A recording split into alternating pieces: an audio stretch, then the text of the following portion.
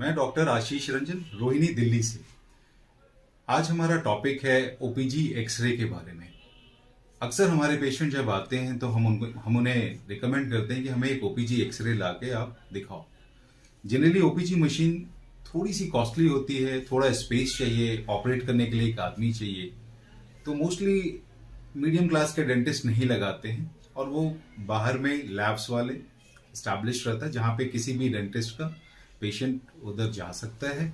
और मोस्टली ये मार्केट में कभी 300, 400, 500, 600 रुपये के बीच में, मेट्रो सिटी में 500, 600, 450 रुपये के बीच में अवेलेबल है।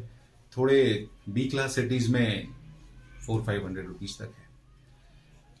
आपको ये समझना है कि ये एक्सरे क्यों। अक्सर पेशेंट को जब हम बोलते हैं ये एक्सरे बाहर से करा के ले आओ, तो पेशेंट के दिमाग में शायद ये आता हो काफ़ी महंगा एक्सरे है, जब मेरा प्रॉब्लम सॉल्व हो गया तो हमें क्यों चाहिए। तो इन सवालों का जवाब देने के लिए आज मैं ये वीडियो को बनाने का सोचा, जहाँ पे मैं लाइव आपको कुछ सैंपल ऑफ ओपीजी एक्सरे भी दिखाऊंगा, डिफरेंट एजेस पे दिखाऊंगा, सो दैट आप ये समझ जाओगे कि हमें ये एक्सरे क्यों चाहिए। ये आपके हित के लिए, आपके बेनिफिट के लिए, एक तरीके से ये आपको प्रॉब्लम से बचाने के लिए है। और अगर आप मुझसे दिल से पूछें तो इससे पेशेंट का रिडक्शन भी हो जाता है। मीन्स डेंटल पेशेंट्स अगर अवेयर हो जाएंगे, प्रिवेंटिव डेंटिस्ट्री को फॉलो करेंगे, अपना टीथ को केयर करेंगे, तो बट ऑब्वियस है उनके प्रॉब्लम्स जो भी 100% है वो 10% पे आ जाएगा या मे बी नेग्लिजिबल 0। क्योंकि मेरा गोल है लाइफ में डेंटल पेशेंट्स अब हर दिन कम करना है ग्लोबली, बिकॉज ये एक ऐसी बीमारी है जो मैं सोचता हूं lack of awareness, lack of knowledge, lack of good practice की वजह से होता है। और एंड ऑफ द डे में पेशेंट को पेन भी लेना पड़ता है, पेशेंट को पैसे भी देने पड़ते हैं, एंड पेशेंट को एंजाइटी भी होता है, स्ट्रेस भी होता है, बहुत सारे प्रॉब्लम्स होते हैं। अबव ऑल सबसे बड़ा प्रॉब्लम कि वो डिप्राइव हो जाता है अच्छे अच्छे खाना खाने से, बिकॉज उसके दांत नहीं है उसके मुंह में। और फिर दांत अगर अच्छे नहीं हैं तो पूरा हेल्थ अच्छा नहीं है।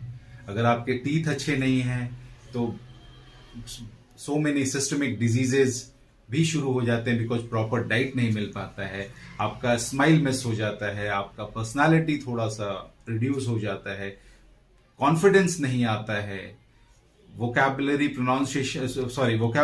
प्रोनाउंसिएशन में प्रॉब्लम्स आ जाते हैं, स्लरिंग ऑफ स्पीच हो जाते हैं, बहुत सारे प्रॉब्लम्स होते हैं। वापस हम आते हैं अपने वीडियो के ऊपर, ओपीजी एक्सरे के बेनिफिट्स। ओपीजी एक्सरे अभी 6 ईयर चाइल्ड का है, जहां पे इस एज में मोस्टली गर्ल्स के तो सारे एंटीरियर्स, मतलब आगे के नीचे के 4 दांत और ऊपर के भी अपर 4 टूथ्स आ जाते हैं। और यहाँ पे मैं देख रहा हूं कि ये परमानेंट 6 का इरप्शन हो रहा है। 4 क्वाड्रेंट्स, हमारे 4 क्वाड्रेंट्स होते हैं, क्वाड्रेंट 1, 2, 3 एंड 4, और ये 7 के बर्ड्स आए हुए हैं। तो इस एक्सरे से मैं देख रहा हूं कि इस पेशेंट को सिर्फ एक ये टूथ में डिके है, बाकी अच्छे टूथ हैं। ये जो अभी मोलर्स के पास, जो प्री मोलर्स और मोलर्स के एरिया में, जोन में जो टीथ है, ये हमें 4 to 5 ईयर्स और चाहिए, तब परमानेंट सारे ये नीचे जो टूथ बर्ड्स दिख रहे हैं ये सब इरप्ट हो रहे हैं परमानेंट, कोई मिसिंग टूथ नहीं रहेगा।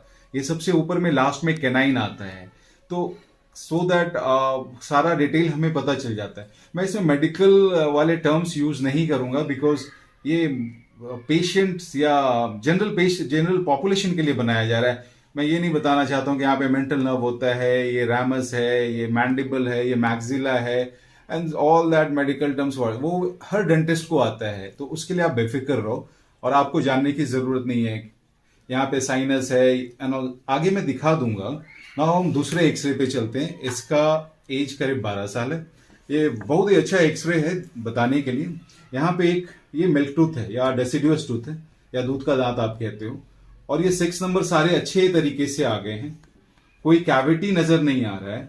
कुछ दांतों के रूट्स का फॉर्मेशन बाकी है, क्योंकि जो दांत आपको अभी दिख रहा है ओरल कैविटी में, मुंह में, ये जरूरी नहीं कि वो दांत पूरा कंप्लीटली फॉर्मेशन हो गया है। उसके रूट्स अभी प्रॉपर वे में फॉर्मेशन और क्लोज होने में मिनिमम 2 years, 2.5 years का टाइम लगता है, डिपेंडिंग अपॉन डिफरेंट टूथ, मतलब जैसे जैसे टूथ हैं। एक ये टूथ ऑलमोस्ट अबाउट टू ये रेसिडुअस मोबाइल है, हिल रहा है। मतलब अगर पेशेंट बोलता है मुझे यहाँ पेन है, तो इस ओपीजी से मैं कह सकता हूँ कि ये दांत हिल रहा है, या इसको हम अगर एक्सट्रैक्शन भी कर दें तो पेशेंट का कोई लॉस नहीं होने वाला है। तो दिस इज एक्सरे, ये एक्सरे है जो 12 साल की उम्र में है। इसके बाद हम तीसरा एक्सरे देखते हैं। ये अराउंड 33 ईयर्स ओल्ड है। ये एक अच्छा एक्सरे इसलिए है कि यहाँ पे मिसिंग टूथ है, यहाँ पे भी मिसिंग टूथ है, यहाँ पे अभी रिसेंटली इन्होंने टूथ को एक्सट्रैक्ट किया है। ये साइनस है, ये नोजपिन पहना है, ये व्हाइट कलर कुछ भी नहीं है। तो ये पेशेंट देख करके मुझे ये लग रहा है कि इन्होंने काफी इग्नोरेंस में रहे, लैक ऑफ नॉलेज में रहे। अदरवाइज यहाँ पे टूथ लॉस क्यों हुआ? अभी ये च्यूइंग कैसे करेंगे? यहाँ से खाना कैसे चबा सकते? नहीं चबा सकते।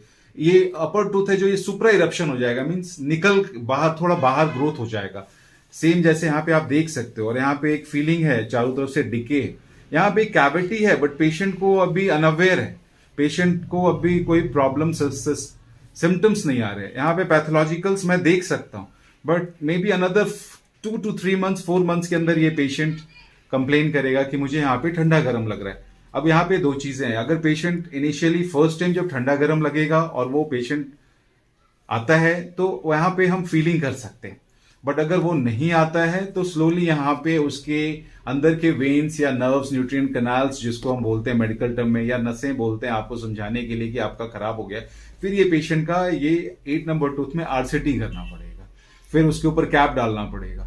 तो ये सारा प्रॉब्लम्स है। तो ओपीजी मुझे बहुत पर्सनली हेल्प करता है। एक ऑब्जेक्टिव, इससे हमारे पेशेंट्स को बार बार तकलीफ नहीं होता है, अपने लाइफ टाइम में बहुत सारा पैसा बचा सकते हैं। बिकॉज आप एक टूथ को लेके आते हो। अब ये पेशेंट का एज है 55 ईयर्स, आप देखो यहाँ पे सारे टूथ मिसिंग है, सारे टूथ मिसिंग है। अब ये पेशेंट अभी मेरे पास आया है, ये नहीं कि मेरे पास 55 साल से आ रहा है या 50 साल से आ रहा है, 45 ईयर्स से आ रहा है। मन में सोचता हूं कि यहाँ पे इस पेशेंट का थोड़ा फॉल्ट है, थोड़ा जो डेंटिस्ट के पास ये जा रहे होंगे, या चलो मैं ये कमेंट नहीं करना चाहता हूं वीडियो के थ्रू, इग्नोरेंस की वजह से खराब हुआ है, लैक ऑफ नॉलेज।